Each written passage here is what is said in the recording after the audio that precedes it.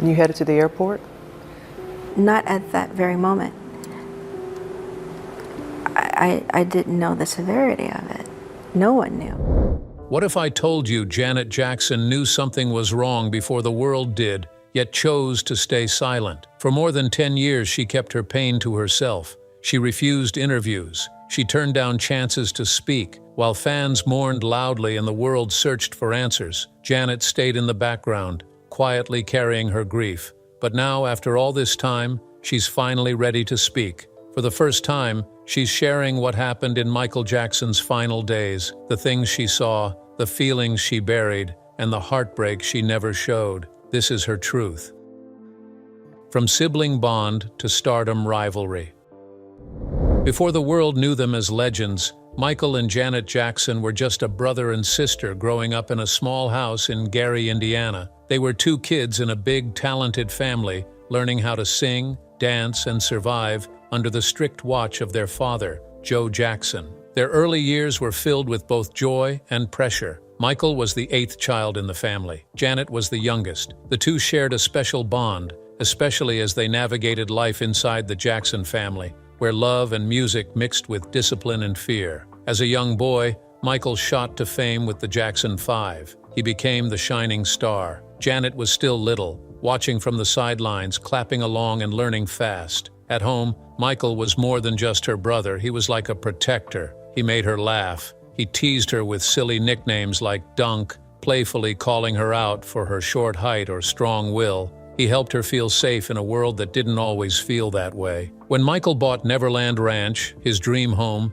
he invited Janet there often. They had water balloon fights, laughed until their stomachs hurt, and created memories away from cameras and managers. It was a magical escape, just the two of them like old times. But home wasn't always easy. Their father, Joe Jackson, ran the family like a business. He was firm, demanding, and often harsh. Michael later opened up about how much fear he felt growing up, how his father would punish the children with belts and rules. Janet's experience was different, but she still felt the pressure. She once said her father only hit her once, but that was enough to understand his power. Even with all the pain they carried, both Michael and Janet Jackson admitted something many found hard to accept. Their father, Joe Jackson, strict, harsh, and at times frightening, had played a role in shaping their greatness. His methods were tough, sometimes cruel, but from him they learned discipline, focus, and how to survive in a world that demanded perfection. Michael became a global superstar in the 1980s,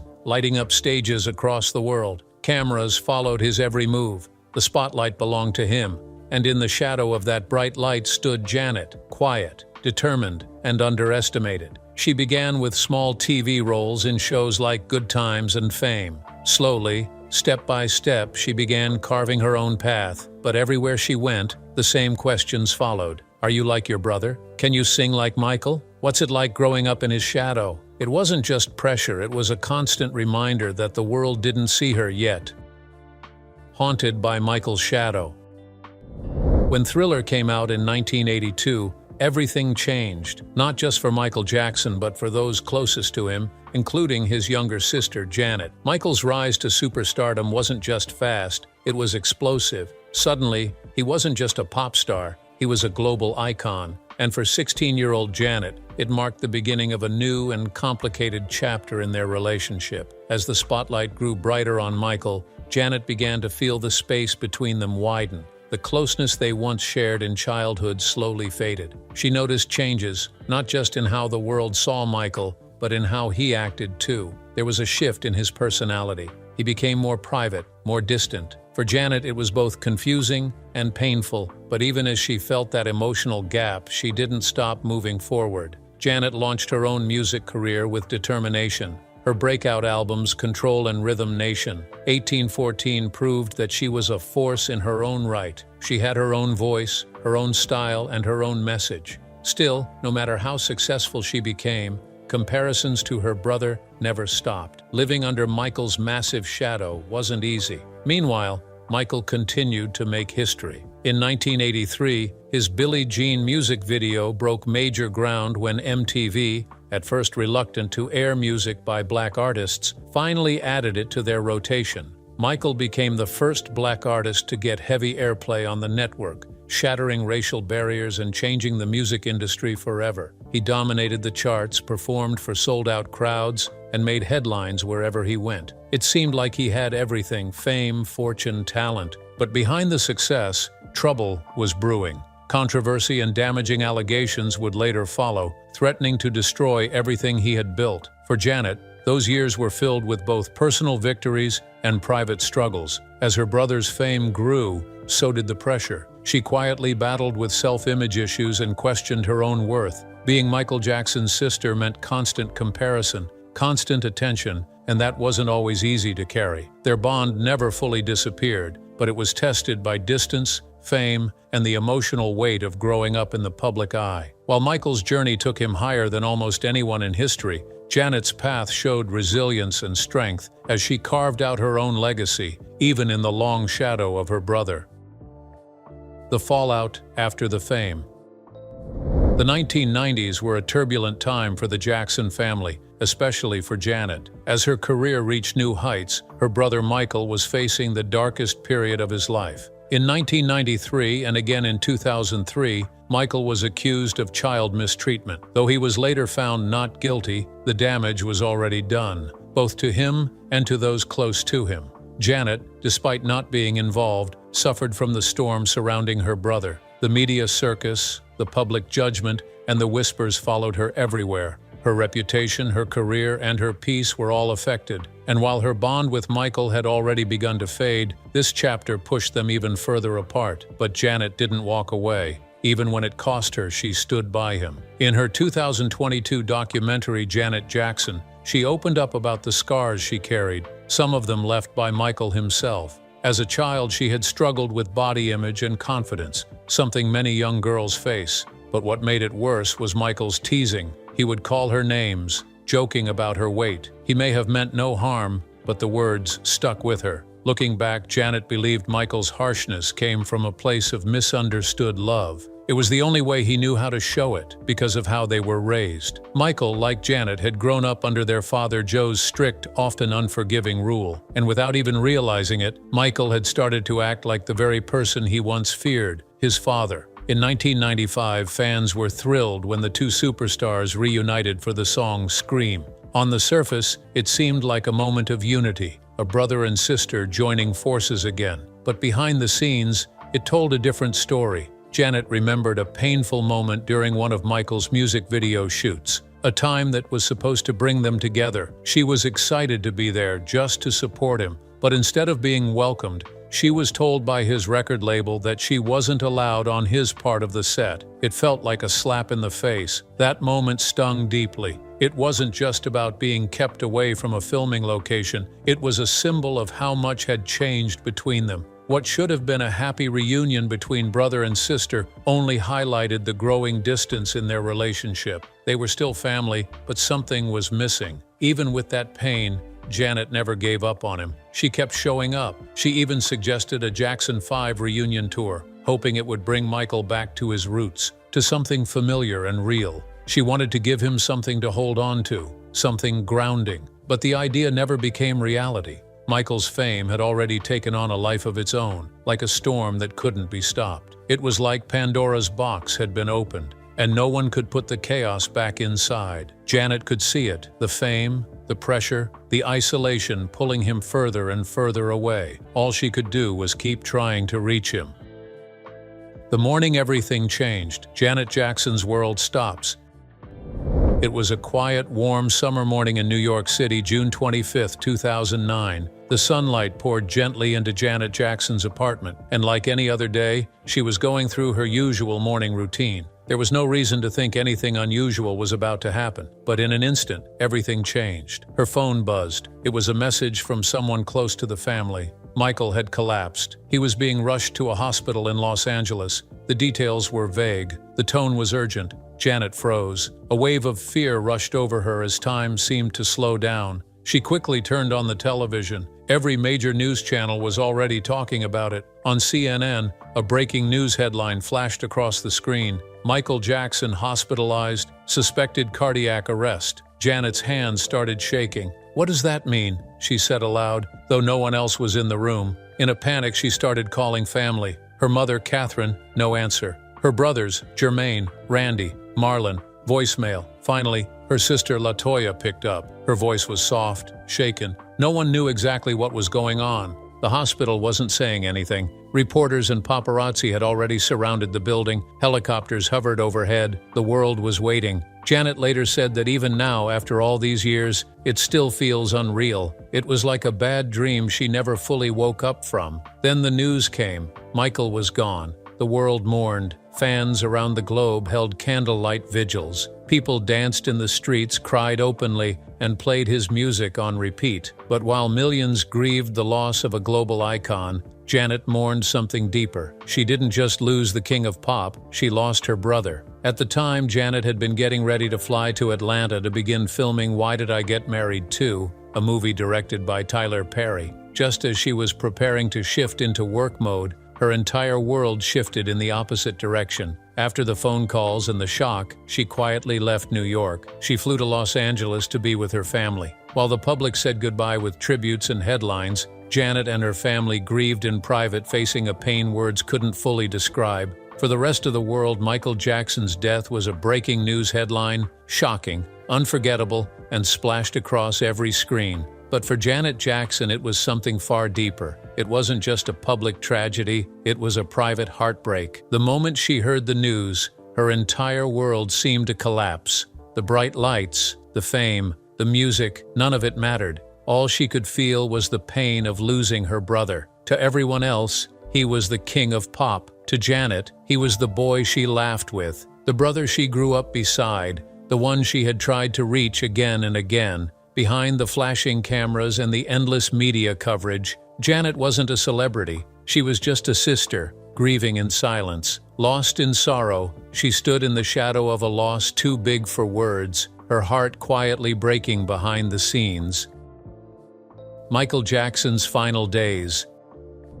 In the final weeks of his life, Michael Jackson was working hard to prepare for what was supposed to be his big comeback. The This Is It concert series in London was meant to show the world that he still had the magic. The shows were sold out, the excitement was high, and Michael was deeply involved in rehearsals. But behind the scenes, the king of pop was struggling more than anyone realized, with exhaustion, anxiety, pain, and a dangerous dependency on prescription substances that would eventually take his life. Michael's This Is It tour was designed to be a spectacular return to the stage. After years away from live performances, this was his chance to remind the world why he was the biggest star on the planet. He spent hours every day rehearsing with his team. He wanted everything to be perfect, his dancing, his voice, the lights, the costumes, but those close to him could see that he wasn't doing well. Friends and co-workers noticed that Michael had lost a lot of weight. He seemed anxious and unsure, sometimes shivering or repeating himself.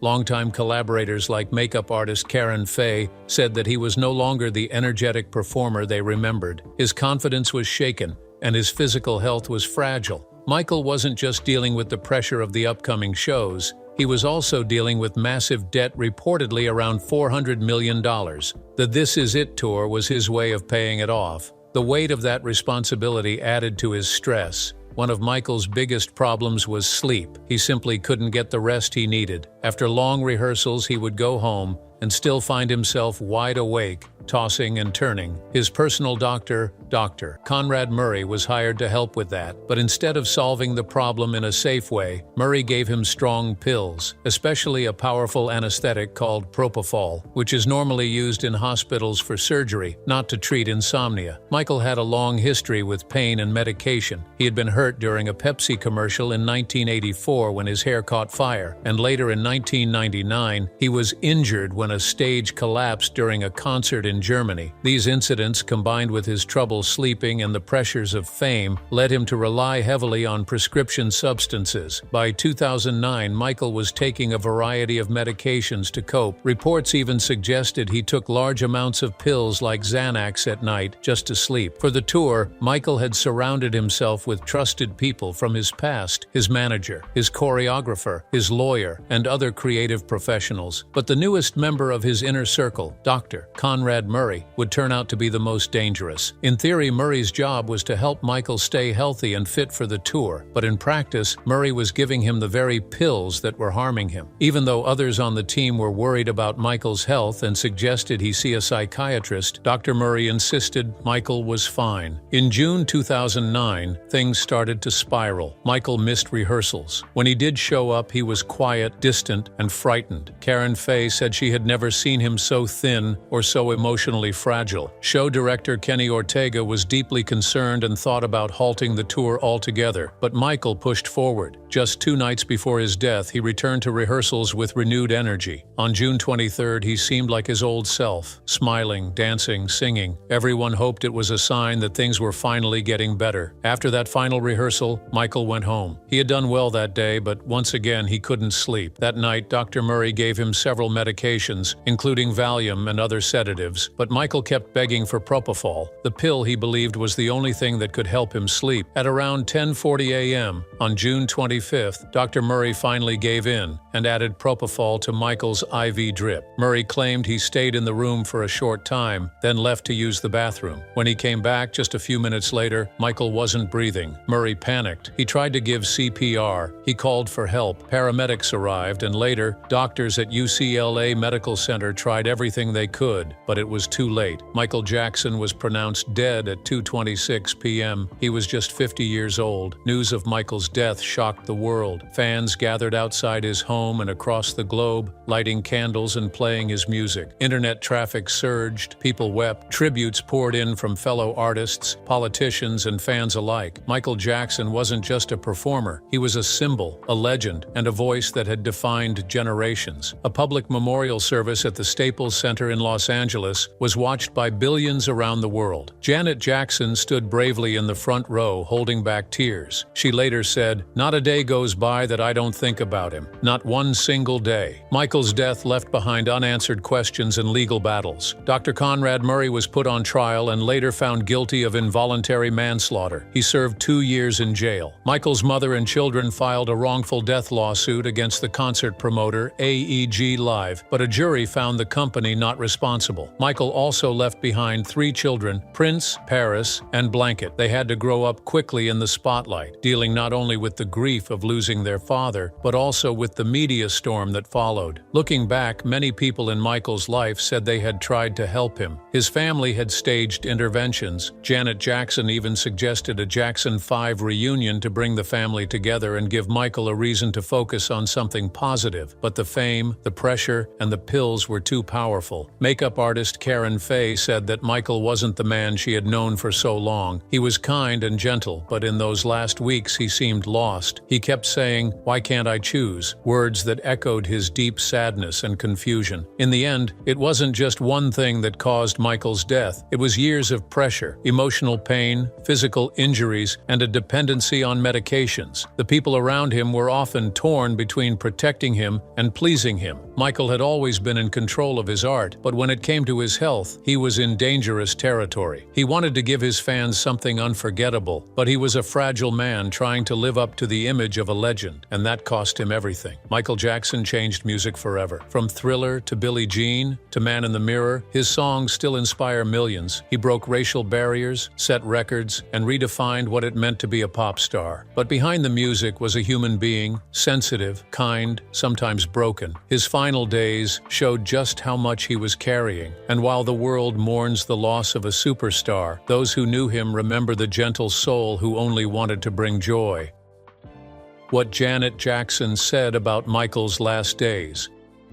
Janet Jackson remembers the last time she saw her brother Michael like it was yesterday. It was just 2 days before her birthday. Their parents had surprised her with a party, and Michael had come. For a moment, everything felt light and joyful. They laughed together and she told him, "I love you." She didn't know those would be her last words to him. Now looking back, Janet says there was something heavy in the air during those final months. Something didn't feel right. Michael didn't look like himself. He was thinner, quieter, almost like a light inside him was slowly fading. Everyone around him could feel it, but no one wanted to say it out loud. At the time, Michael was rehearsing for his big comeback, the This Is It tour. He wanted to give the world a show they'd never forget. He pushed himself hard, too hard. Every step, every note, every move had to be perfect. He was his own toughest critic. He wouldn't rest. He wouldn't slow down. But behind the curtain, things were falling apart. Janet says Michael was becoming more withdrawn. Between rehearsals, he often sat alone, silent and lost in thought. His voice was soft, barely above a whisper. Family members got strange late-night calls. Some saw it as stress. Others feared it was something darker, maybe the return of old habits he had struggled with before. But one thing was clear. Michael was not okay. The family tried to help. Janet shares that they had done many interventions over the years. Some were carefully planned with doctors. Others were just quiet, desperate talks in the middle of the night. But Michael had learned long ago how to protect himself. He didn't open up easily. Even those closest to him couldn't always reach him. He was loving, Janet says, but private. He smiled, even when he was hurting. That smile fooled everyone, even her. One memory still haunts her. During one emotional intervention, she saw her brother, not as the king of pop, but as a fragile, scared man. He looked so lost, like a child unsure of who to trust. Janet had to leave the room. She broke down in the hallway, crying. He wasn't my big brother in that moment, she says. He was someone scared and hurting. She admits she carries guilt. She wonders if she could have done more, said more, something, anything to stop what was coming. But she also knows the painful truth. When someone doesn't believe they have a problem, even the deepest love can't make them see it. Everyone saw the signs, the weight loss, the quiet voice, the draining rehearsals, but nobody wanted to face what it really meant, because saying it out loud would make it real. Now, years later, Janet speaks the truth the world suspected. We knew, she says quietly. We weren't in denial. We saw it. We tried. We really did. Michael was fiercely independent. He didn't like being told what to do, and sadly, he was surrounded by people who didn't always tell him no. That made it even harder for the family to help. He was tired, not just in his body, but in his soul. He was drained from carrying the world's expectations, the industry's demands, and his own pressure to be perfect. Janet doesn't hold back when it comes to Dr. Conrad Murray, the man who gave Michael the pills that led to his death. He should never have been there, she says, her voice firm. But she also blames something bigger, the music industry itself. It builds you up, drains you dry, and replaces you when you break. She wants people to understand that Michael wasn't weak. He was exhausted, she says. There's a difference. The world saw a fading star. Janet saw her brother, the little boy who danced his way into everyone's hearts, the man who had given everything he had to the world, and had finally collapsed from carrying too much for too long. After his death, tributes poured in from all over the globe. Songs, concerts, documentaries, and memorials. Everyone seemed to be talking about Michael, everyone except Janet. She stayed silent. For over a decade, she refused to speak publicly about her brother's death. She didn't go on talk shows. She didn't write a book. She turned down offers, even heartfelt ones, to share her story. To some, it seemed like she didn't care, but that wasn't true at all. I had to protect myself, Janet says softly. Everyone else was grieving loudly. I chose to grieve quietly. Her silence wasn't coldness, it was survival. After Michael's death, Janet became the rock of the family. While others were fighting over money, struggling to cope, or speaking to the press, she stayed calm. She didn't cry, not in public, not even in private. I didn't let myself, she says. I was trying to hold the family together. The Jackson family home was full of tension. Legal threats, angry siblings, fans outside the gates. It was chaos. Janet felt that if she broke down too, no one would be left to hold it all together. Her silence was her strength, but it came at a cost. She didn't mourn with the world. She mourned alone, quietly, privately, and deeply. Janet says the pain never really went away. It showed up in small ways, like in her acting. During the filming of Why Did I Get Married Too, she felt Michael's loss more than ever. Her performance was raw, and now, she admits it, she was acting through heartbreak. Years later, she's finally ready to share her truth. And in doing so, she breaks the idea that she was untouched by Michael's death. She felt it every day, but she chose a different way to carry it. One without headlines, one filled with quiet heartbreak. Janet Jackson stayed silent for a long time, not because she had nothing to say about her brother Michael, but because the pain was too heavy, too deep. The world had already spoken for him loudly, endlessly, turning his life into headlines, his struggles into debates, and his brilliance into legend. But Janet didn't want to argue or explain. She simply wanted to remember. Now, with quiet strength, she finally shares her truth. Not to set the record straight, not to defend, but to reclaim. She doesn't speak of the icon the world saw, the king of pop, the moonwalker, the man in the glove. She speaks of the brother she knew, the one who made her laugh until her stomach hurt, who danced in the living room just to cheer her up, who hugged her tightly when the spotlight felt too bright for either of them. Michael wasn't just a superstar to her, he was her big brother, her protector, her friend. After his death, Janet's world fell silent. Shock gave way to numbness. The pain didn't hit all at once, it stretched out over years. Sometimes she'd hear one of his songs in a store and suddenly find herself in tears. She couldn't watch tributes on TV. She couldn't join the public remembrances. Even well-meaning fans, spinning in sequin jackets or mimicking his famous moonwalk, were too much for her heart to handle. As time gently moved on, the sharp edges of Janet's grief began to soften. Slowly, she started to notice pieces of her brother in the world again, in the joy and wonder of children dancing, spinning, free. And for the first time in a long while, she found herself smiling. Opening up now isn't easy for her, but it feels right. She's held her silence for many years, not because she didn't have anything to share, but because the weight of everything she felt was too much to put into words without falling apart. Her purpose isn't to finish his story, but to add the missing pieces, the ones only she can give.